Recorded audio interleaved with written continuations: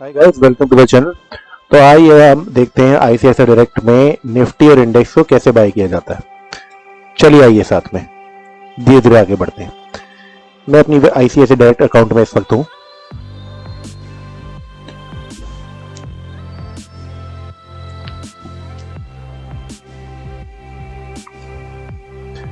और login ID फिर से डाल रहा हूँ।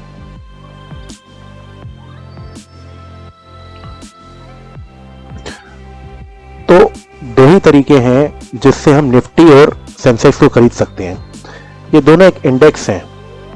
तो इन इंडेक्स को खरीदने के लिए एक हमारे पास तरीका है ईटीएफ, दूसरा तरीका है इंडेक्स फंड।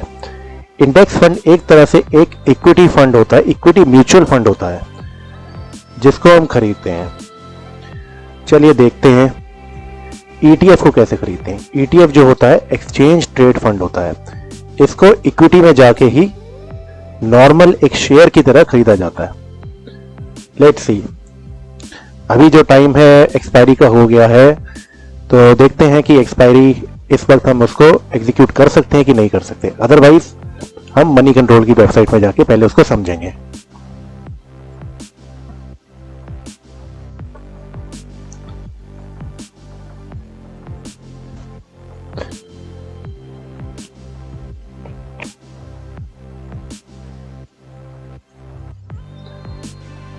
तो जैसे मैंने बताया अभी एक्सपायरी का टाइम है, तो ये अभी इस वक्त एग्जीक्यूट नहीं होगा। हाउएवर, चलिए इससे आपको ये पता चला कि कुछ ऐसा भी टाइम होता है जब हम शेयर मार्केट में पैसे नहीं लगा सकते।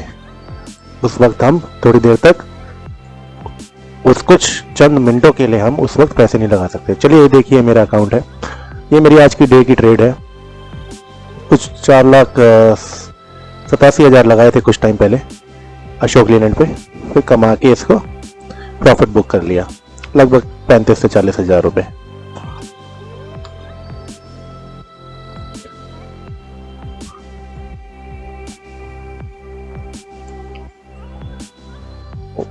एसबीआई का ईटीएफ देखते हैं हम यहाँ पे।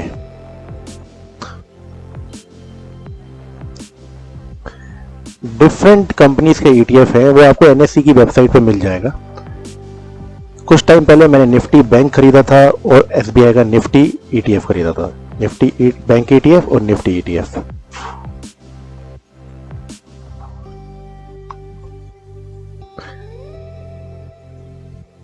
ये एक बड़ा ही अच्छा तरीका है पैसिवली स्टॉक मार्केट में पैसे लगाने का। हम लोग जानते हैं कि सन 2000 से सन 2020 में स्टॉक मार्केट लगभग 10 टाइम्स बढ़ चुकी है। ये तो अभी कोरोना वायरस है, लॉकडाउन है, जो फिर मौका दे रहा है इन्वेस्ट करने के लिए। चलिए मनी कंट्रोल की वेबसाइट पे जाते हैं। जनरली एक्सपेक्टेड है कि मार्केट 10% एवरी ईयर बढ़ती है। तो किसी को डर लगता है कि कहीं मैं स्टॉक खरीदूं तो कहीं ये बंद ना हो जाए कंपनी, तो वो इस पे इन्वेस्ट कर सकते हैं। देखिए ईटीएफ निफ्टी 50 का एसबीआई का है। देखिए 105 रुपए का है इस वक्त इसका रेट।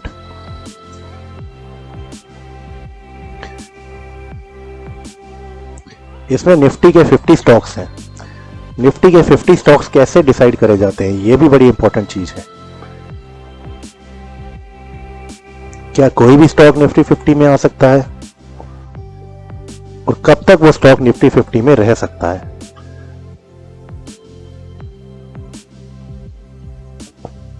ये देखिए शुरुआत में एसबीआई ईटीएफ के क्या रेट थे आपके सामने है, और ये धीरे धीरे धीरे धीरे बढ़ते बढ़ते लगभग मार्च 2020 तक कहां बढ़ा, फिर ये लॉकडाउन के कारण गिरा। अब ये फिर से उठना शुरू हो गया। कुछ लोगों का मानना है कि अभी मार्केट फिर से गिरेगी।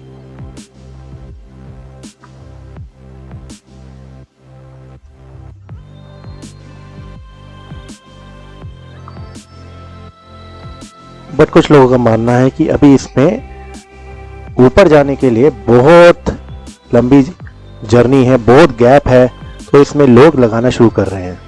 अभी half of the 52 week high से हाफ वैल्यू पे है ये ईटीएफ।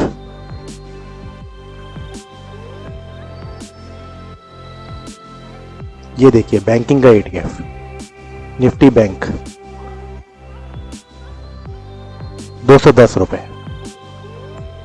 एक टाइम पे ये 380 रुपए के आसपास था। ये सब कोरोना वायरस की वजह से, लॉकडाउन की वजह से गिरा। नहीं तो जैसे कि मैंने बताया, हर every year 10 to 12% ETF generally return देता है।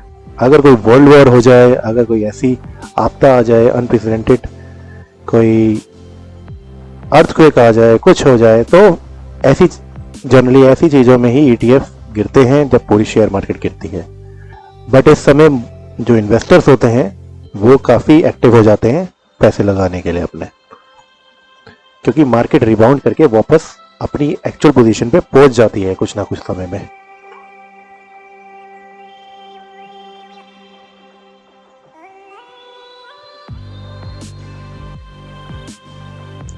देखिए 5 ईयर का चार्ट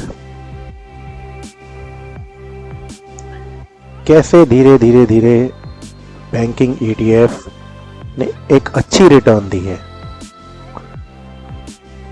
इसमें किसी को ज़्यादा देखने की ज़रूरत नहीं, ज़्यादा रोज़ रोज़ मोबाइल खोलने की ज़रूरत नहीं, ज़्यादा लैपटॉप पे बैठने की ज़रूरत नहीं। आराम से बंदा अपना लॉगिन करके एक ETF खरीद ले और उसको 3, 4, 5 साल बाद बढ़ता हुआ देख सकता है।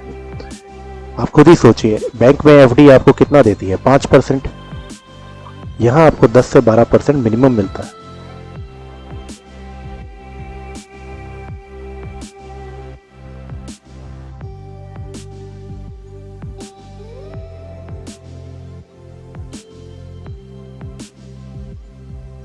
आइए देखते हैं ICICIdirect.com पे क्या अब हम इसको खरीद सकते हैं कि नहीं खरीद सकते।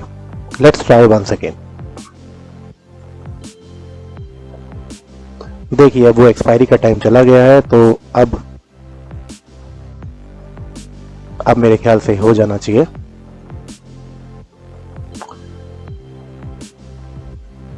तो मैं इसमें क्वांटिटी डाल रहा हूं।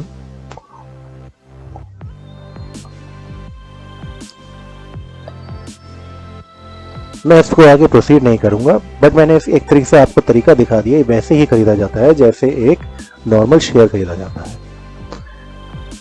मैं इसको आगे इसलिए प्रोसीड नहीं कर रहा क्योंकि मुझे इस वक्त लग रहा है अभी मार्केट, क्योंकि लॉकडाउन खुला है और केसेस अभी भी बढ़ रहे हैं, सिचुएशन अभी कंट्रोल में नहीं है, मार्केट ऑलरेडी अपने सक्सेसिवली काफ़ी टाइम से ऊपर जा रही है, तो इसको अभी मैं बाय नहीं करूँगा। मैं वेट करूँगा अभी आगे।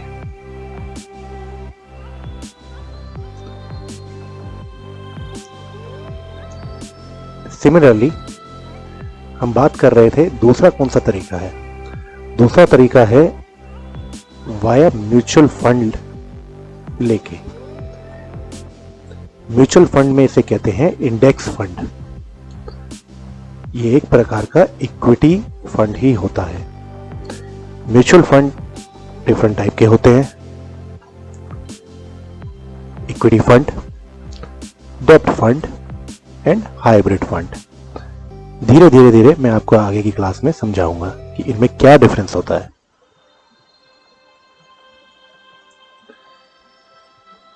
सबकी अपने अपना तरीका है। कोई म्यूचुअल फंड में इन्वेस्ट करके एक्सपेक्ट करता है कि मुझे 10 to 15% रिटर्न मिल जाए over the period of because they are busy in their life so they cannot monitor it। तो कुछ लोग फंड मैनेजर को ही ये रोल दे देते हैं। देखिए UTI इंडेक्स इक्विटी फंड,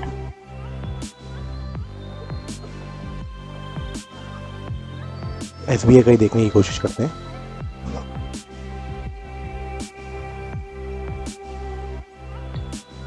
काफी अच्छी वेबसाइट है मनी कंट्रोल, काफी इंफॉर्मेटिव है।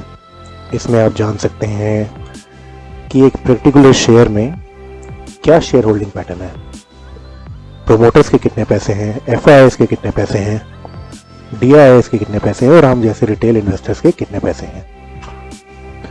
तो देखिए यहाँ पे नेट एसेट वैल्यू आ जाती है। ये इंडेक्स म्यूचुअल फंड है जिससे हम निफ्टी या सेंसेक्स पे पैसे लगा सकते हैं। अगेन ये काफ़ी बड़ा, काफ़ी ठीक ठाक चला लास्ट 1 ईयर, बट वही ड्यू टू लॉकडाउन ये गिरा। बट यहीं पे अपॉर्चुनिटी बनती है। लो नेट एसेट वैल्यू पे लेके अपॉर्चुनिटी बनती है। इमेजिन कीजिए किसी ने इसको भारी एसेट वैल्यू पे, नेट एसेट वैल्यू पे लिया और आप इसको कम पे ले रहे हैं, तो आपकी कम इन्वेस्टमेंट पे आपको ज्यादा रिटर्न मिलने की उम्मीद है।